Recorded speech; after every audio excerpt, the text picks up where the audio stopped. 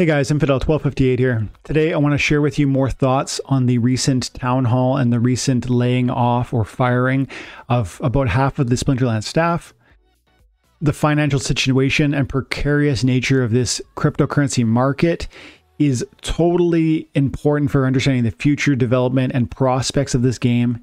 And so hearing that they posted this town hall, they posted the audio from the Discord town hall onto YouTube. I listened to it now twice and I've taken notes from that and I want to share those notes with you.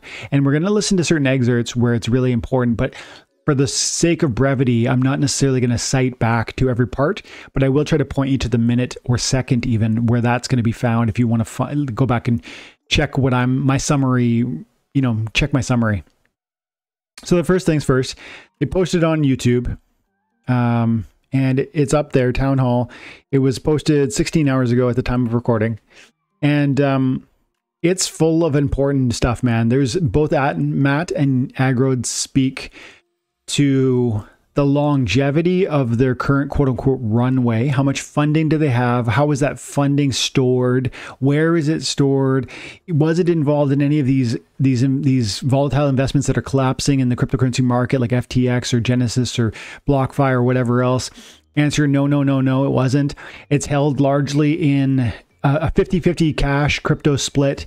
A lot of these details, there's a ton of details that I could give you, but I want to be as quick as I can with some of this stuff. But they've said their savings are in 50-50 cash crypto, and they don't give a total breakdown on that. But then later at some point, Agro said that they have about 30% of their assets in Bitcoin and Ethereum specifically, and they said that allotment of cash and value is good to hold them between 14 and 21 months from now.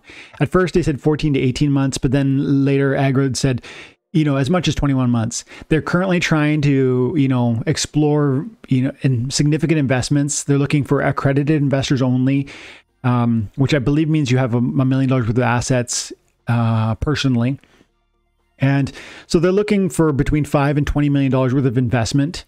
And that they're not looking for, small investors. The average player just cannot do it. They need to have accreditation. And Matt at one point suggested maybe they could look at like some sort of crowdfunding, and Agro quickly said, no, we can't do that because of certain, financial or legal ramifications that I were kind of above my own head. But point being, they really are looking for big dollars from certain, investors, and they would sell their own stake of ownership within Splinterlands, the company. Remember that Splinterlands, the company, is different than Splinterlands, the game. The game is a blockchain-based video game that it's going to run in an automatic way through the decentralized validator nodes. But the company, which creates the artwork, creates the packs, is an entity in and of itself. And that is the entity that Matt and Agro own, and they are going to sell a certain proportion of their own ownership of that, not a majority. Repeat, not a majority of that game ownership. And they're thinking it would be quite a small amount of it. But look, like I say, they're going to negotiate with interested parties, and they're looking for about $5 and $20 million. So we'll see what that would translate to, but it's not going to be a majority ownership. It's not going to be a situation where, the vision and direction change because of those, that sort of money raising. Okay. What else can I tell you quickly before we listen to there's one key clip I'm going to share with you here, and it speaks to where their assets are being held and how safe their finances are because of that. And that has everything to do with the predicted vulnerability of Splinterlands or the financial security of Splinterlands. So we're going to hear that clip in a moment here. But first, just other key details that they shared. Both Agro and Matt specifically and directly reassured us that they're not, quote, closing up shop. That was Agro. And Matt later said, no matter what happens, me and Agro will be here, even if zero money comes in. That was a quote from Matt. And so the point is, there is just tons of reassurance in this whole video. I encourage you to listen to the whole thing. I found it to be really reassuring, have a ton of value, and give me all kinds of more confidence with their current financial position. Like I said, not just knowing for one thing that half of their money is in cash. That's great because it's not going to be subject to the volatility of the market. Then half of their money is in crypto, but it's not just small coins or, for instance, SPS and DEC. It's 30%. It's 30% Bitcoin and Ethereum, and then some 20% mix and medley. And then, following up the FTX chaos and controversy, you get worried that a company like this might be, 99% of their value might be stored in their own coin, their own tokens. Maybe they're holding vouchers and they're counting that on their balance sheet to ascertain an 18-month window. That's not the case. SPS, that's not the case. DEC, that's not primarily the case. And both Matt and Agrod spoke to the fact that they are not planning to liquidate SPS for the purposes of keeping this business going. And the SPS is not even calculated in that runway. That's so important, guys. And actually, on that point, in that moment,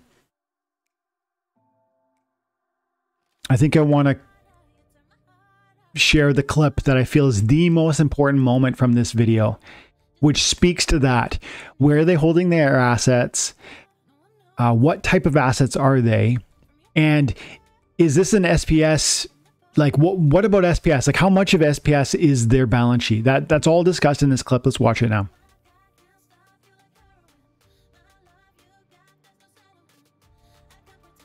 Is the company holding any assets in crypto other than Splinterlands stuff like Bitcoin and Ethereum?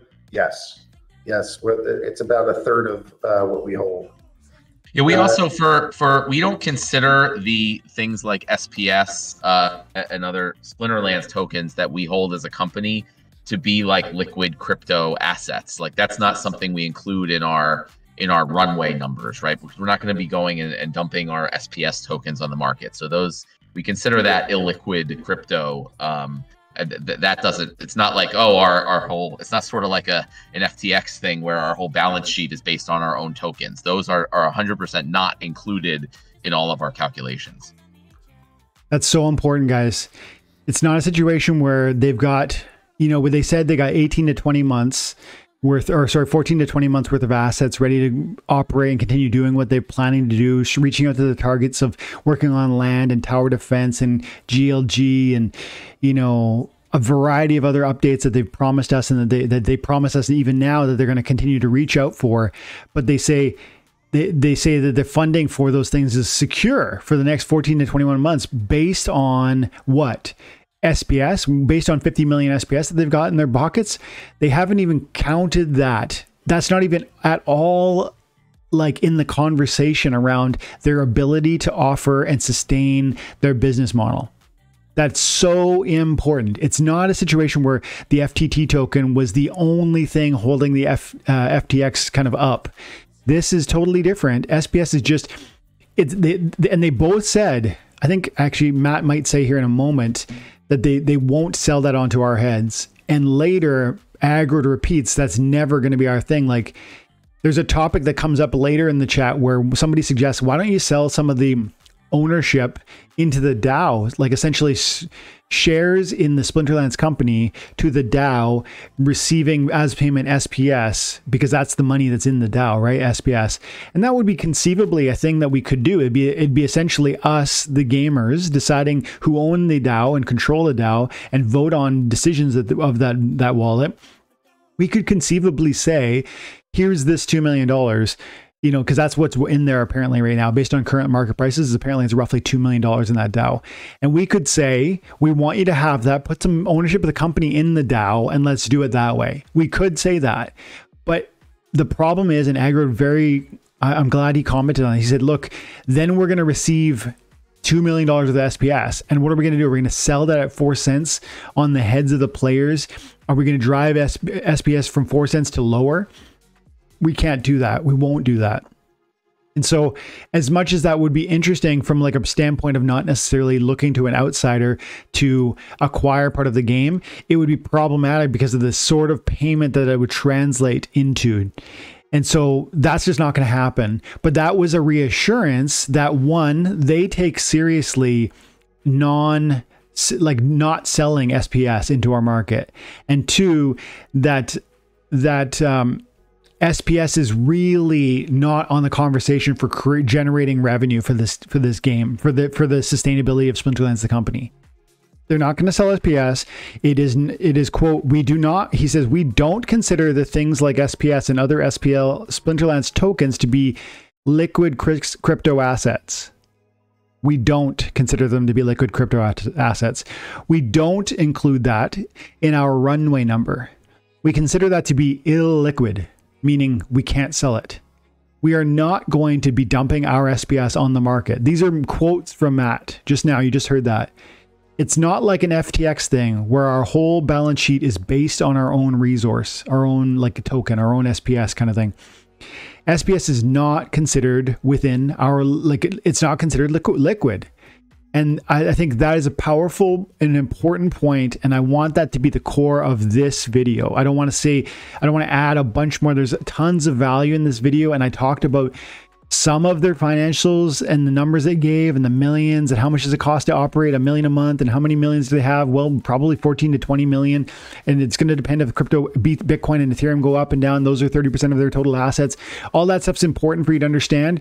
And I hope you heard it. But the real core of this video is around this issue that Splinterlands is not even touching their SPS and has no plans to, and doesn't even want to talk about that because of the implications for what that would do to the players. And so I love that. That was very reassuring. And at 56:20, we get another conversation from Agrode that I want to share. 56 minutes and 20 seconds. Question: if you considered selling equity to the DAO, should it wish to buy it? The problem with the DAO is that it's SPS. So if we go and we sell, if we sell equity to the DAO and we raise SPS, I'm not then going to sell SPS.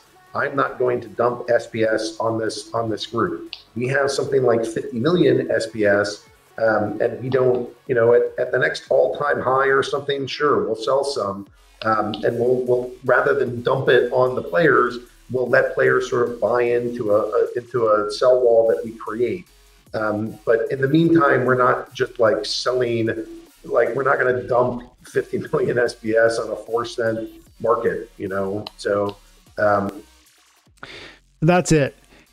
Just the doubling down, both the unified vision from Matt and Agrode, speaking about how SPS is not even in their consideration for how they calculate their sustainability and their business model, and how long they can operate, and they are pursuing funding, and they are willing to sell equity, but that will happen. There will be an investor that wants equity. They said at some point in this video, there's only 4 months in their entire history where they've not been profitable. And so I feel strongly that there will be some investors that are willing to take a bite of this, and they need probably $5 to $20 million to really give them the confidence and the comfort that they're looking for. And they're talking about a minority of equity in the game, not the game, the company, which is so important. It's not the game, it's the company. So I hope that's valuable, guys.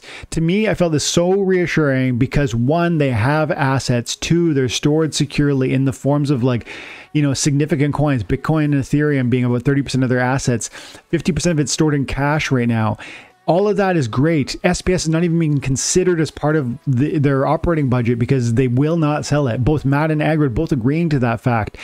Equity can be sold, which is their ownership within the company, but that's not the game itself, and it would never be a majority share. So all of those things should be really encouraging that we are going to be able to pull through this. And as I said toward the beginning of the video, Matt saying, both Agrode and Matt saying, look, we're here for the long haul. Matt saying specifically, push comes to shove, me and Agrode are going to be here regardless of whether $0 comes in. And so this isn't going, that is a huge vote of confidence. It's a ton of security in a moment of insecurity and questions.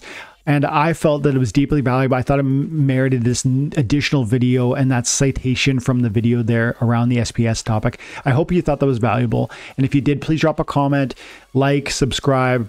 And guys, if you want, you can be a member to the channel or check out the merch. Guys, have an amazing day. God bless.